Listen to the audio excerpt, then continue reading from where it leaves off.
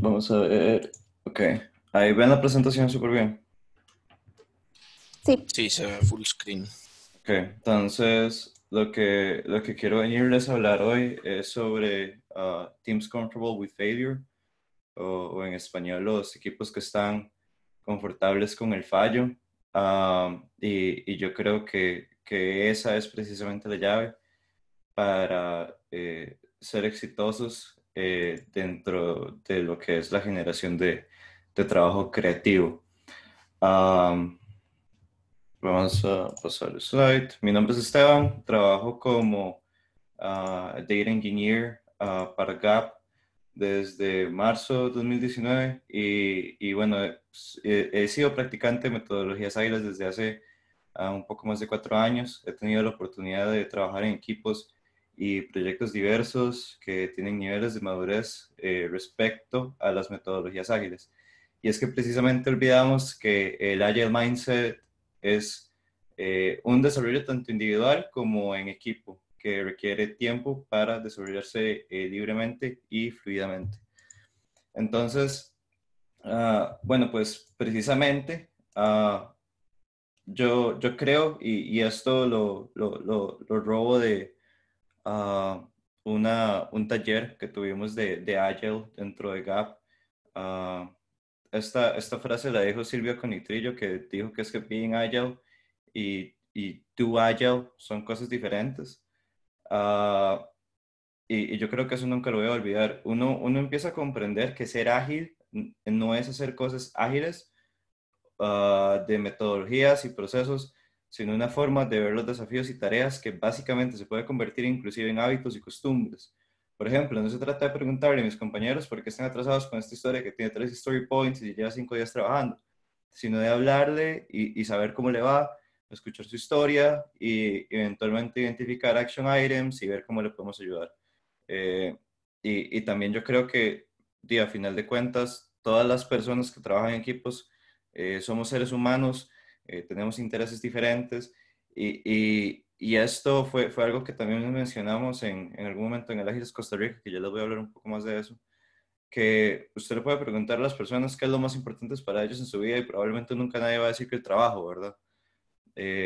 La gente tiene objetivos, la gente tiene familias, la gente tiene cosas que hacer por fuera y, y bueno, en fin, yo lo que creo es que entonces para llegar al Agile Mindset hay que pues, overcome algunos challenges, ¿verdad? Que nosotros tenemos. Entre ellos, por ejemplo, muchas veces creemos que las metodologías ágiles nos van a solucionar todos nuestros problemas de trabajo en equipo o problemas inherentes al proyecto que ya hemos heredado. Uh, y bueno, nosotros creemos que porque hacemos Scrum o porque hacemos Kanban o porque hacemos Scrumban o porque hacemos cualquier cosa que sea ágil, nuestro equipo no va a fallar, nuestro equipo no tiene malos hábitos, nuestro equipo no tiene vicios, que eso automáticamente nos soluciona el, cuestiones que están inherentemente malas con lo fundamental del proyecto. Por ejemplo, eh, como yo soy desarrollador, entonces se me hace más fácil dar este ejemplo, pero si por ejemplo nosotros heredamos un proyecto con una mala arquitectura, con malos principios de diseño, con malas prácticas o un framework que sencillamente no está adaptado a lo que nosotros realmente tenemos que hacer, ser ágil no soluciona absolutamente nada de eso, ¿verdad? Y más bien es precisamente el Agile Mindset lo que nos permite identificar esas cosas y trabajar para pues que el proyecto salga y trabajar pues de forma creativa e inteligente hacia la resolución de un problema. Uh, y bueno, yo creo que de eso precisamente se trata ser agile, estar confortable con el fallo, estar confortable con la incertidumbre, manejarla y saber que las cosas pueden salir mal.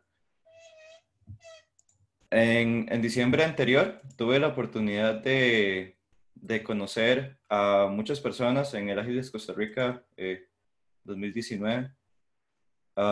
Están todos invitados, ojalá, al Ágiles Costa Rica 2020. Yo creo que uno la pasa bastante bien. Uno aprende de mucha gente que está en la industria y no necesariamente de software, sino que está en la industria de ser ágil, ¿verdad? Manejar equipos ágiles. Conocí mucha gente que es Product Owner, Scrum Masters, gente de todos los rincones del país. Vino gente extranjera. Tuvimos la oportunidad de conversar con Lisa Atkins, que es una Agile Coach muy reconocida. Entonces, uh, hubo varios hilos conductores, ¿verdad? Alrededor de las charlas que sucedieron en Ágiles Costa Rica. Uh, Uno de ellos, muy importante, que de hecho yo estaba muy indeciso respecto a cómo abordar esta charla, porque uno era la inclusión y la diversidad y cómo en 2020 podemos hacer referente a los desafíos que tenemos de diversidad e inclusión, cómo ser cada vez más abiertos y incluir mejor a las personas en lo que hacen y que se sientan cómodas, que se sientan aceptadas. Y el otro hilo conductor que logré determinar, o al menos así lo sentí yo, es que hay muy poca gente que está confortable con que las cosas fallen, ¿verdad? En los equipos y que las cosas vayan mal. Y la gente cree que cuando algo va mal es porque todo está mal y no necesariamente. Yo creo que, y lo que quiero llegar con esta charla es que logremos ver que hay valor en fallar y hay valor en aprender del fallo y hay valor en estar confortable con el mismo. Entonces, quiero hablar sobre la creatividad. Uh, yo creo que, digamos, por supuesto, que cuando uno está ejecutando tareas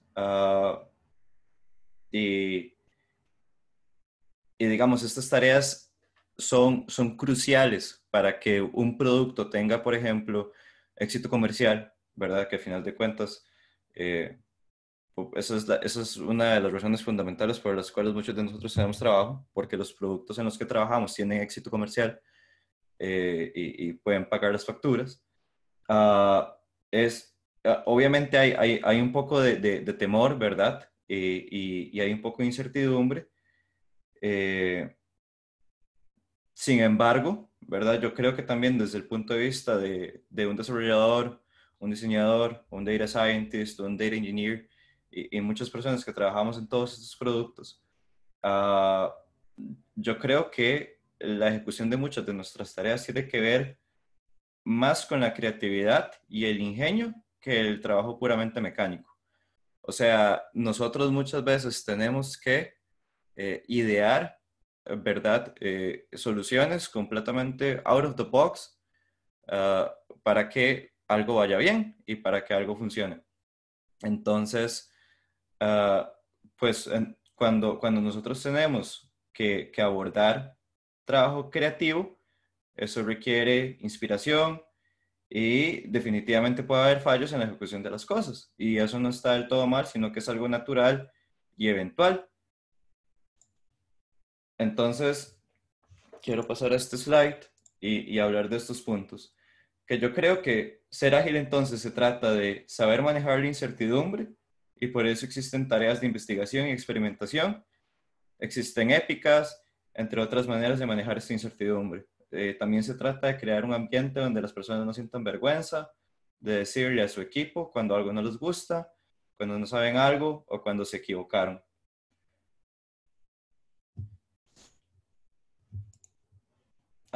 Quiero hablarles de... ¿todos ven la foto ahí bien?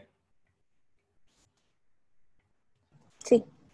Súper. A mí me encanta mucho el trabajo de Mick Gordon. Él es un compositor australiano y su enfoque principal es la música para los videojuegos.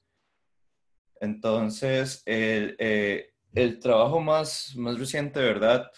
Con muchísimo éxito comercial que tuvo fue el trabajo de Doom, ¿verdad? Que este juego fue lanzado en 2016. Él compuso casi completamente solo todo el original soundtrack del juego Pues obviamente lo llamaron, ¿verdad?, para la secuela, que va a ser Doom Eternal, que va a salir el 20 de marzo de este año.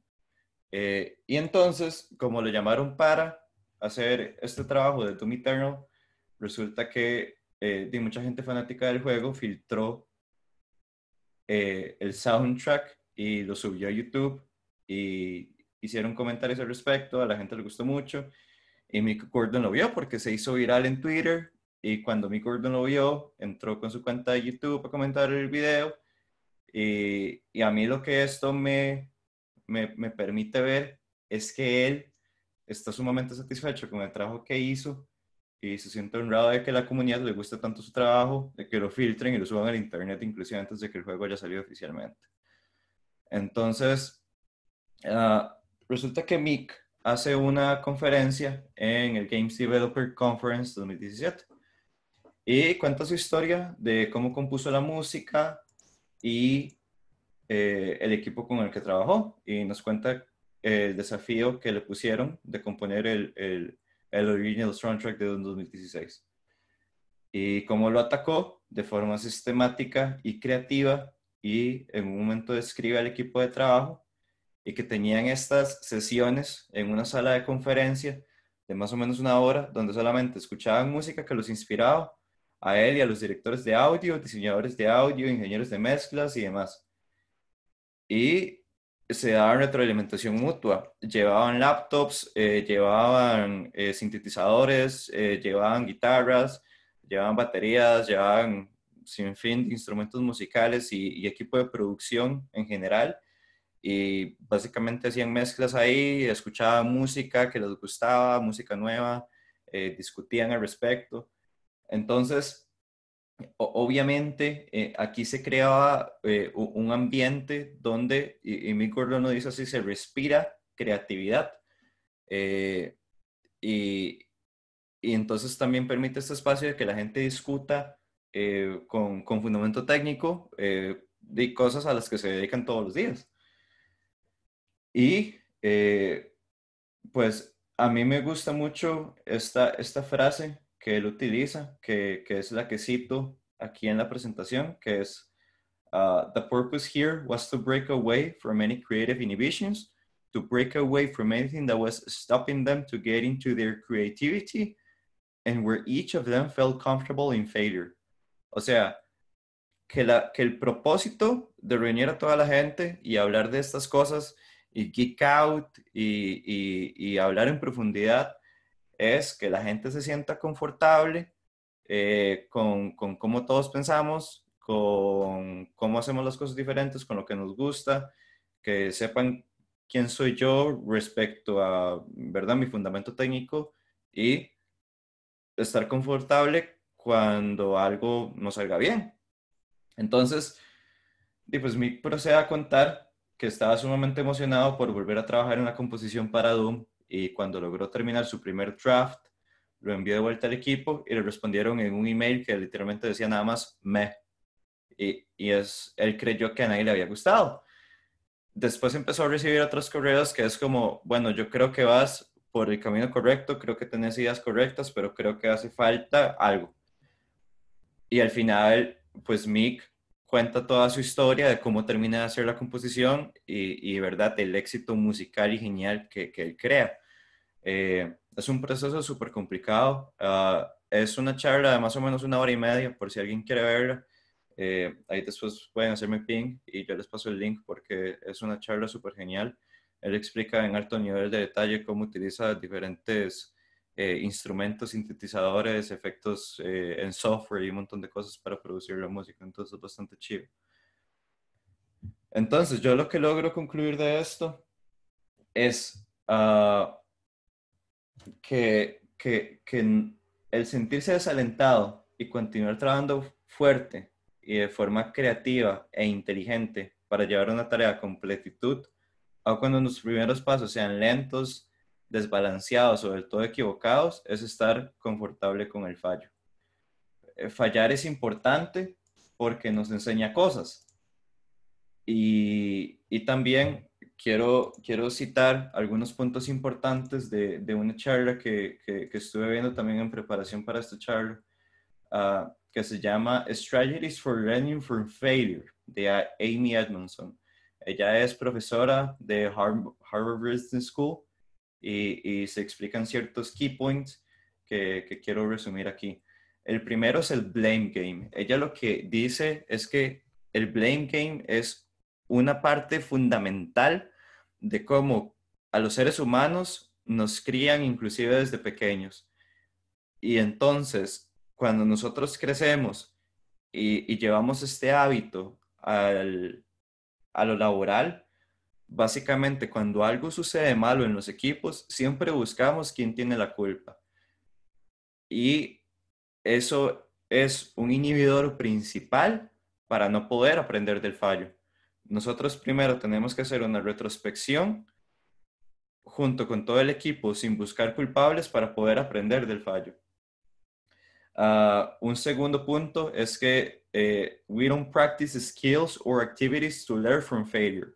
O sea, que nosotros fallamos tan poco frecuente, ¿verdad? O a veces fallamos de forma frecuente y aún así no practicamos los skills necesarios para aprender del fallo. O sea, no practicamos la introspección, no practicamos las retrospectivas, no practicamos hacer listas de pros y contras, no hacemos análisis de lo que sucedió. En fin, y el último es que ignoring small failures leads to big failures. Ella tiene varias investigaciones y artículos publicados al respecto de el Columbia, el transbordador Columbia, que hizo varios vuelos y en uno de ellos explotó en el reentry en la atmósfera y ella explica con evidencia que la NASA tuvo un sinfín de alertas previas de los vuelos anteriores, de cómo se estaba comportando el Columbia en reentry y que eventualmente iba a ser una tragedia. Y es que esto ya no es nada más un fallo de negocios, es literalmente una tragedia donde se pierden vidas humanas. Y que puede ser evitable si nosotros le ponemos atención a los fallos pequeños. Mira, estas piezas se están soltando aquí, el aislante no está funcionando bien, ok, entonces corrijamos esto. Y es alzar la voz y levantar la bandera y decir, yo creo que esto no va bien. Entonces, uh, bueno, lamentablemente yo creo que es muy difícil conectarnos como personas y sentirnos confortables con otros si también nunca los vemos. Entonces, lo que quiero hablar ahora es strategies to be more comfortable. Y vamos a hacer un par de actividades, porque también yo no quiero que esto sea nada más como que yo hablo y todos me ven porque qué aburrido. Yo lo que quiero es que hagamos un par de actividades donde podemos practicar un poco este análisis y estas retrospectivas que eventualmente nosotros podríamos implementar en nuestras ceremonias de Scrum, si es que las practicamos, y si no practicarlas, pues de cualquier otra forma, ¿verdad? Calendarizar un momento con las personas que están trabajando en nuestros equipos y hablar al respecto. Full grain of salt, digamos, yo aquí estoy abierto a todo el feedback que me quieran dar y ojalá que podamos hablar bastante y tener retroalimentación mutua, porque yo no tengo el expertise de un Scrum Master o de Product Owner, yo nada más creo que es que lo esencial en los equipos de trabajo son las personas y que ellas se sientan bien con quienes trabajan. Y bueno, ya tengo mucho rato de estar trabajando con varias personas en diferentes equipos, en diferentes proyectos. Entonces, también voy a hablar un poquito aquí desde mi experiencia. Lo primero que les quiero enseñar son los liberating structures. Y para esto voy a sacar un momento el teléfono y lo voy a ver a la cámara. Entonces, si no están viendo la cámara, les recomiendo que lo hagan en este momento. Voy a enfocar ahí. Ok. Pues ahí más o menos se ve. Ajá, ahí se ve mejor. Entonces, este app se llama Lisa. Se llama Lisa por Liberating Structures App. Y básicamente este app lo que te permite es que, ¿verdad? Aquí vos puedes filtrar, si quisiera funcionar, ajá.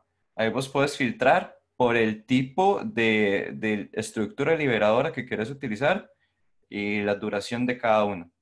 Y entonces, muy importante, ¿qué son los liberating structures? Voy a volver a enfocar. Ahí. Entonces, los liberating structures son básicamente una forma organizada de tener discusiones de diferentes temas para alcanzar diferentes objetivos. Por ejemplo, un liberating structure puede funcionar como una forma de hacer retrospectiva. Un liberating structure puede funcionar para hacer planning. Un liberating structure puede funcionar para hacer team bonding. Entonces, pues hay varios liberating structures con diferentes objetivos y también diferentes duraciones, que yo creo que eso es muy importante. Y bueno, pues en este momento vamos a hacer uno. El que les quiero presentar primero es el one, two for all. El one, two for all, básicamente lo que vamos a hacer es que primero vamos a estar de forma individual, ¿verdad? Pensando en esta pregunta que les planteo. How do we deal with failure?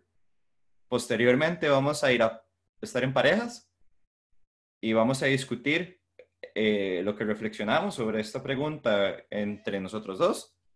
Después vamos a ir a cuartetos, donde vamos a discutir exactamente lo mismo entre nosotros cuatro. Y después vamos a volver a la sesión grupal, donde cada quien puede aportar lo que pensó.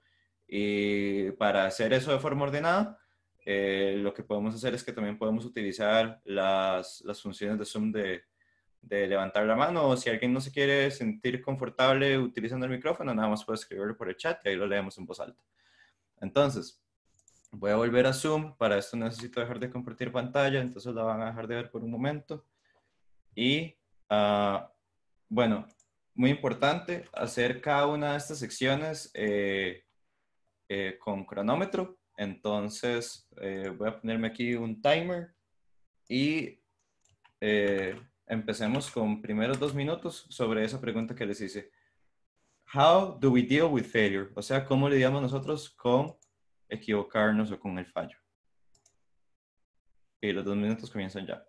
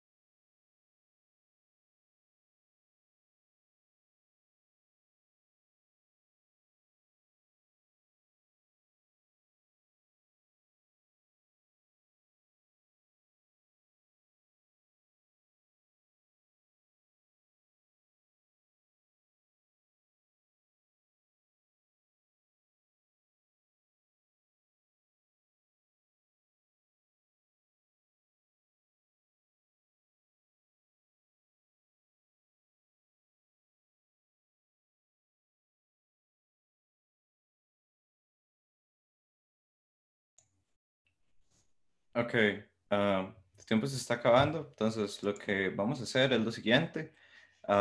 Zoom tiene esta función de breakout rooms, entonces vamos a hacer los diferentes grupos ahora en parejas.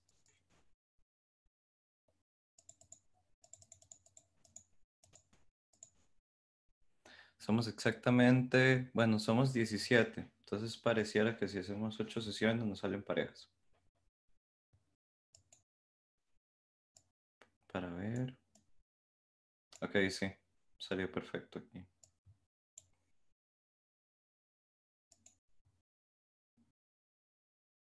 Ok, les va a llegar una invitación que tienen que aceptar para moverse a un grupo pequeño. Entonces nada más ahí la aceptan. Y aquí yo de hecho puedo ver en vivo quiénes están metiéndose y quiénes no.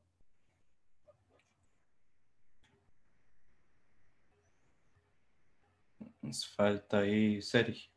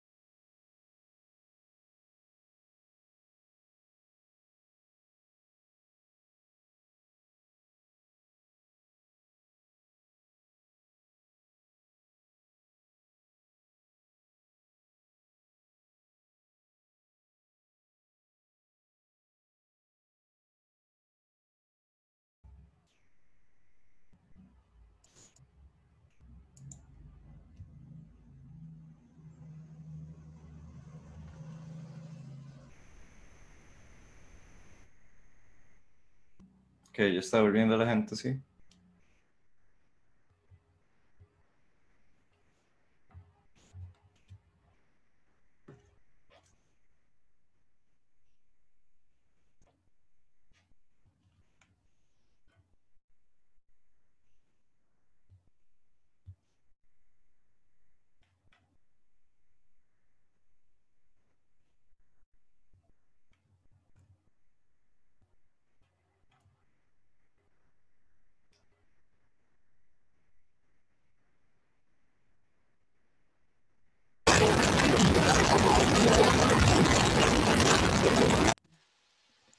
Ok, alguien no estaba en mute. Yo creo que ya estamos todos de vuelta para ver. Ok, sí, yo creo que ya estamos todos. Ah, Eso fue entonces, cortico. sí, es bastante corto. Y ahora lo que vamos a hacer es que vamos a los cuartetos. Entonces, vamos a ver si aquí nos salen bien. Ok, súper. Vamos a iniciarlas en este momento. Otra vez 2 minutos para discutir las preguntas. Bueno, la pregunta. Vamos a ver cómo nos va. Esteban, Dime. podemos repetir de nuevo la pregunta y es cómo enfrentar el fallo, básicamente es eso, ¿cierto? O cómo Sí, asimilamos nosotros al momento de tener cuando hablamos de fallo hablamos como de un error o de que las cosas no salieron como esperábamos. correcto, correcto. Vale.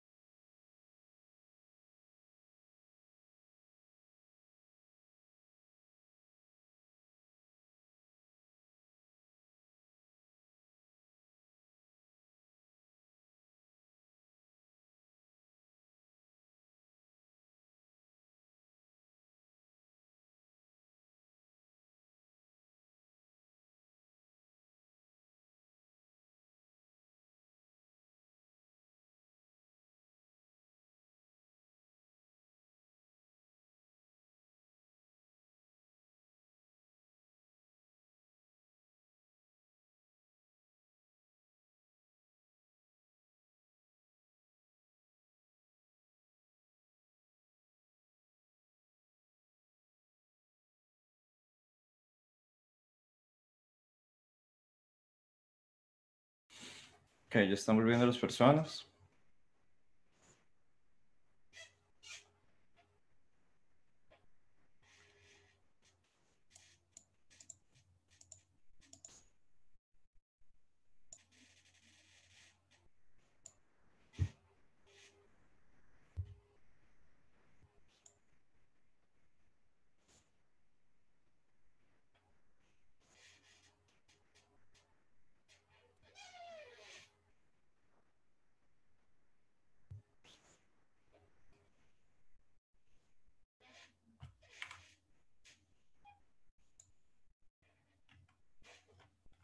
Ok, yo creo que ya estamos todos de vuelta.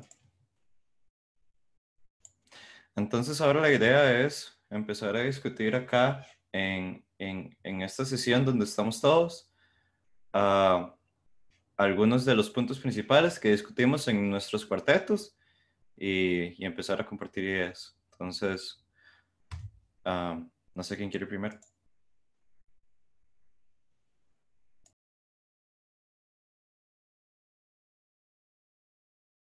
Bueno, si quieren, comparto yo. Eh, lo que discutimos fue así como que en el momento en que uno está con una situación así, siente pues mucho como frustración, enojo. Eso es como lo primero, ¿verdad? Y después, bueno, ya uno busca cómo, o trata, digamos, diferentes formas de cómo solucionarlo. Y después cuando ya lo logra solucionar, se siente pues satisfacción de que ya se pudo conseguir, digamos, el objetivo. También hablamos que cuando uno está como en ese momento, también como que se bloquea y también a veces es como difícil encontrar una solución por ese mismo bloqueo, porque como que la mente se pone en blanco.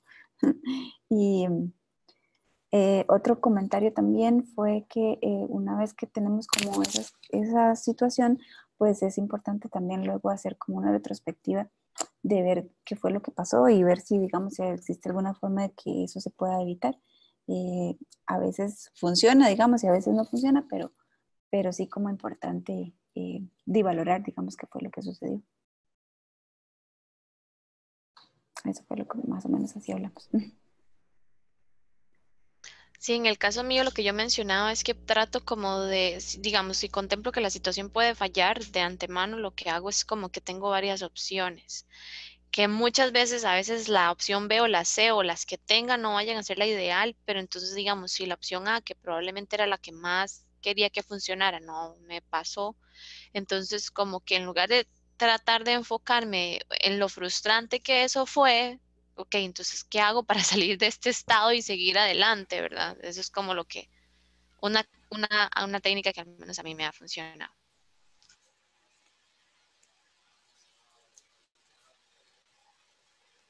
Nosotros lo que estuvimos conversando es de que, bueno, los errores siempre producen un aprendizaje. Lo que pasa es que uno no siempre aprende de esos a menos de que tenga la actitud correcta, ¿verdad? Como decir, bueno, sí, perfecto, nos equivocamos, ¿verdad? Hay errores que son costosos, hay otros que tal vez son un poco más digeribles, pero aún así, independientemente de qué tan doloroso y costoso haya sido ese error, hay que tener una actitud correcta para poder moverse y generar un aprendizaje. Si no, pues no sucede. Sí, lo que buenas tardes, mi nombre es Nelson. Lo que yo comentaba en el grupo en el que estábamos hablando de este tema es justamente lo que recién mencionó Evelyn, y es que el fallo está un poco, siento yo, satanizado. La gente está temerosa de fallar porque pierde tal vez respeto o estatus dentro de un grupo, dentro de su empresa, con sus colegas, demás. Y me parece que eso ha llevado a que nos arriesguemos menos muchas veces, o a que evitemos tomar decisiones. Creo que cuando dejamos, justamente pasa es que cuando dejamos mucho tiempo de equivocarnos o de fallar, es que dejamos mucho tiempo de crecer y estamos en una zona de confort.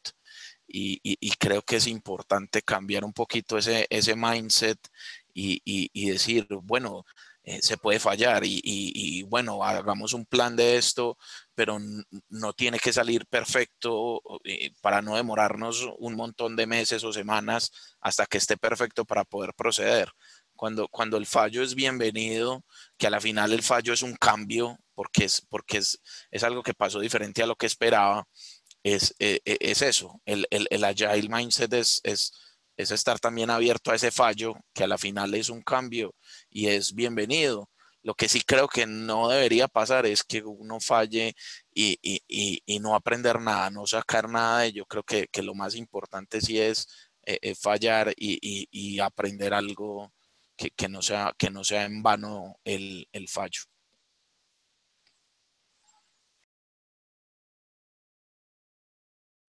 Súper bien. ¿Alguien más tiene algo?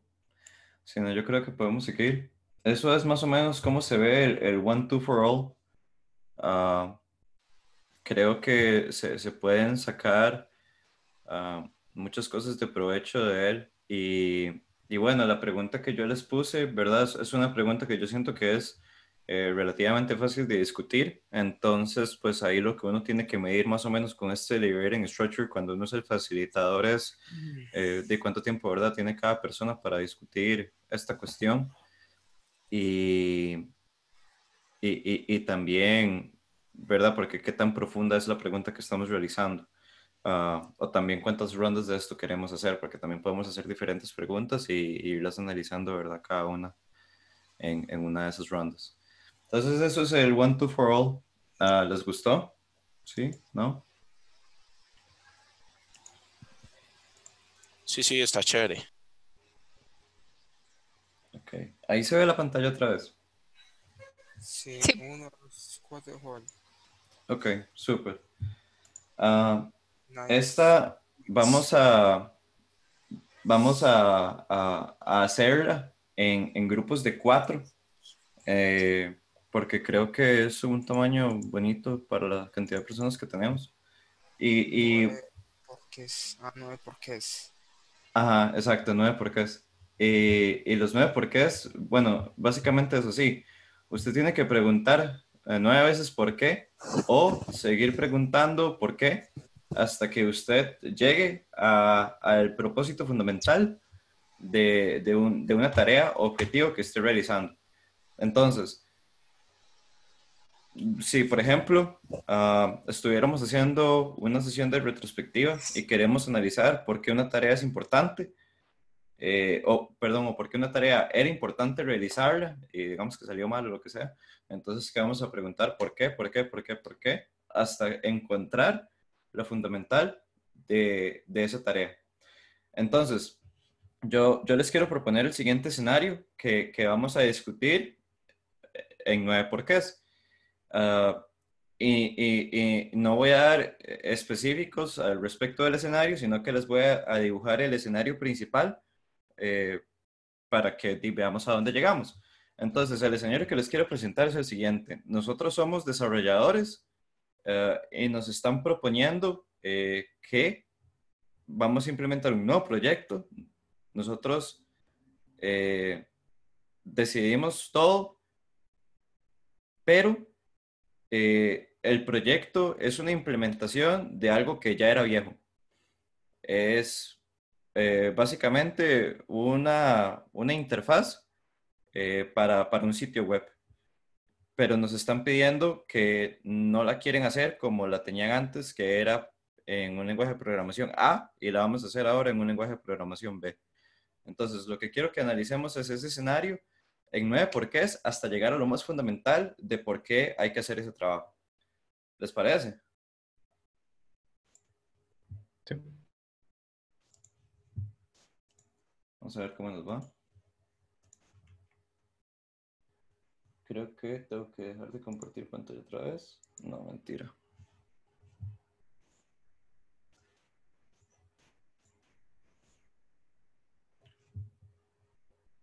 Ok.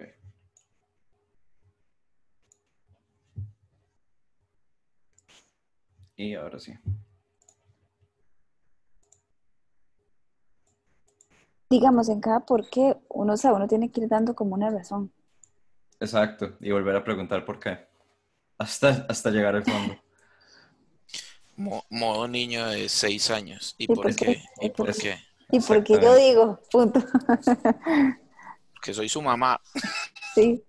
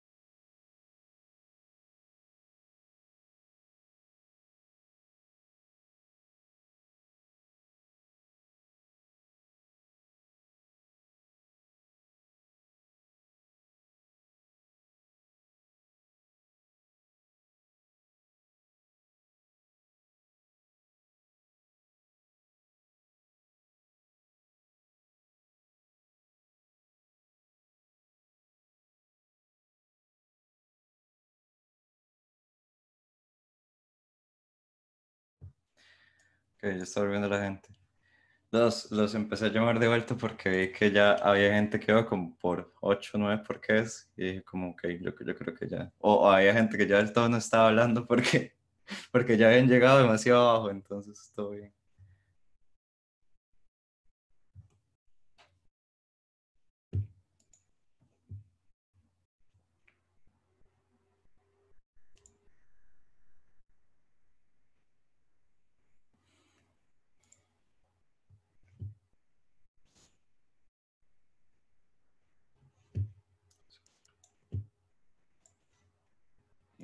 Zoom.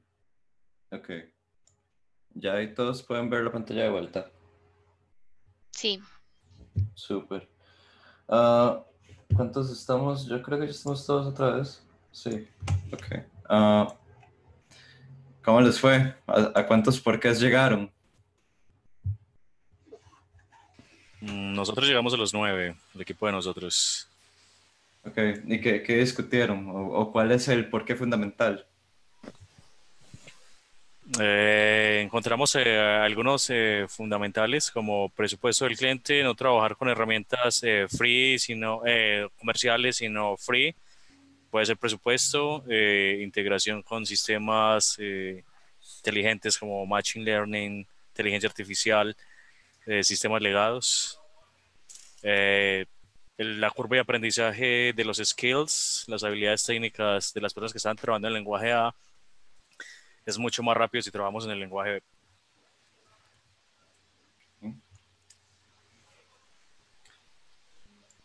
¿Quién más? Quiero saberlo todo. Quiero que me cuenten cómo les fue.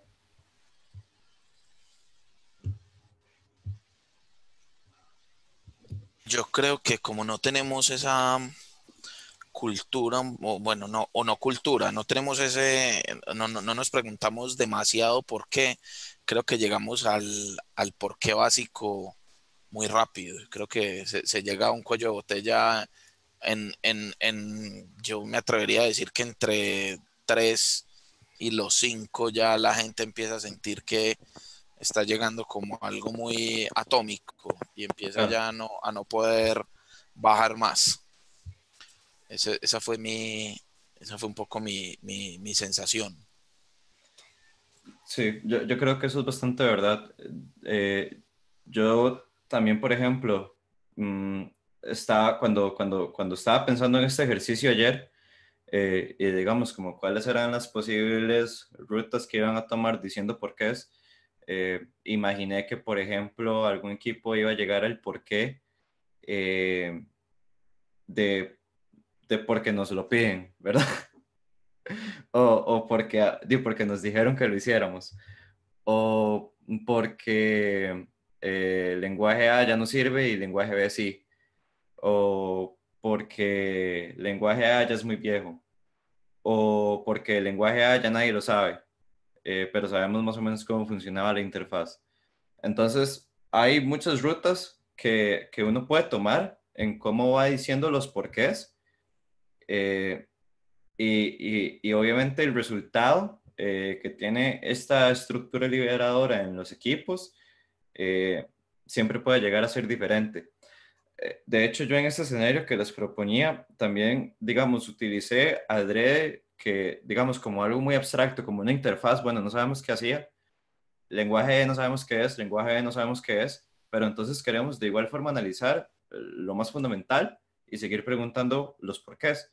En el mundo real, si por ejemplo nosotros tuviéramos estas tareas con detalles más concretos, ¿verdad? Menos abstractos, puntos bien específicos y tareas bien específicas, eso significa que entonces estos porqués definitivamente van a ser influenciados por todos esos detalles que nosotros tenemos. Y lo que nosotros tenemos que hacer es entonces saber cuánto nivel de granularidad y cuánto nivel de detalle queremos poner en cada uno de esos porqués.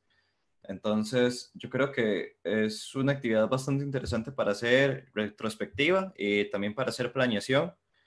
Ah, también, de hecho, inclusive pensé en si iba a llegar el momento en que alguien iba a decir el porqué bueno, porque el cambio es importante, porque el cambio es bueno, porque el cambio es refrescante, porque es importante salirse de la zona de confort.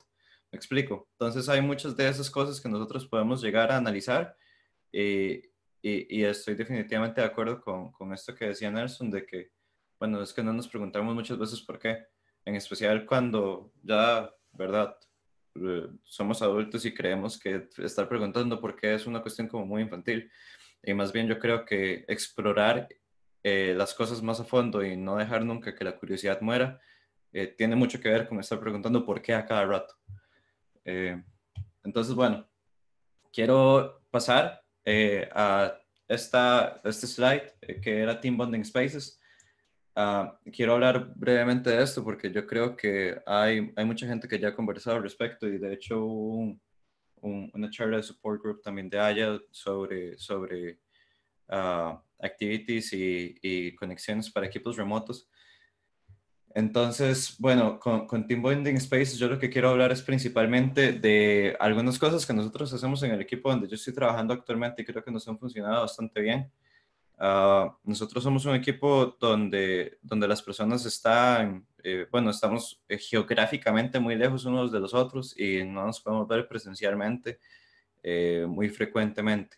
Entonces, nosotros lo que hemos hecho es que calendarizamos un espacio antes de nuestro daily stand-up de más o menos unos 20 minutos, donde podemos hablar un poco de cosas que no tienen tal vez nada que ver con el trabajo, antes de llegar y dar nuestro stand-up, hablar de cómo nos va, cómo nos fue, que me enfermé ayer, que me sentía muy mal, que esta tarea me está costando mucho y realmente no he podido, o que, no sé, vieron esta serie nueva, lo que sea. Es llegar y hablar, hacer team bonding básicamente.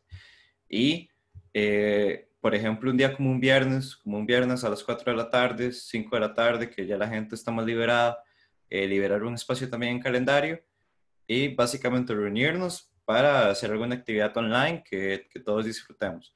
Por ejemplo, varios miembros del equipo tienen un Nintendo Switch, entonces nos ha dado por conectarnos online en una llamada, compartir pantalla, compartir cámara y ponernos a jugar, ver cómo, ¿verdad? Y tener esa interacción más humana, más, que nos conecta cada vez más y pues compartir un rato juntos. Por ejemplo, también no había escuchado esta posibilidad de que uno puede llegar y hay varias herramientas de pizarras online. Entonces hay gente que llega y juega, por ejemplo, Pictionary en una pizarra virtual. Comparten la pantalla, comparten cámaras y todos hablan ahí. Hay gente que juega charadas también por webcam. Es una práctica interesante. Entonces, bueno, voy a continuar con, entonces, ya este punto de how to get back up when we fall, o sea, cómo ponernos de pie cuando nos caemos, ya para ir cerrando. El fallo no es personal, ¿verdad? Cuando algo falla en los equipos donde estamos trabajando, no hay que tomarlo personal, no hay que buscar culpables, no hay que llegar y decir es que por tu culpa, sino que es una cuestión de analizar de forma colectiva, es un esfuerzo grupal de por qué algo no salió bien. Reach out to the affected people, if any, eso es muy importante. Si hubo un fallo en la forma en que nosotros ejecutamos algo y hay gente que salió afectada, llegar y comunicarnos con esas personas y decirles de que asumimos nuestro error, vamos a corregirlo, estamos trabajando en esto y ser transparentes respecto a lo que sucedió. Y keep up team morale, o sea, la moral del equipo, mantenerla positiva, ir con una actitud positiva de aprender sobre el fallo y empezar a tener mejores prácticas en el futuro, hacer buen análisis retrospectivo, etc. Vamos a conclusiones entonces sobre todo lo que hemos hablado. Tomemos ventaja, saquemos de provecho a todas nuestras sesiones de retrospectiva, toda la retroalimentación que nosotros demos en una sesión de retrospectiva puede ser positiva, inclusive si hemos fallado. También las estructuras liberadoras pueden ser extremadamente útiles para alcanzar ciertos objetivos y reflexionar. Y por último, estar confortable con el fallo es esencial para ser exitoso. Me gusta mucho esta frase de Will Smith que dice, fail often, fail early, fail forward. O sea, rápido, pronto, seguido, pero siempre para adelante.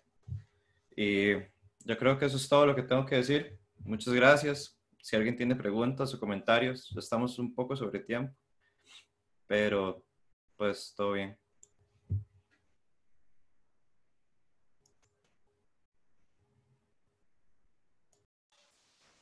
Vale, Esteban, muy interesante. Sí. Muchas gracias.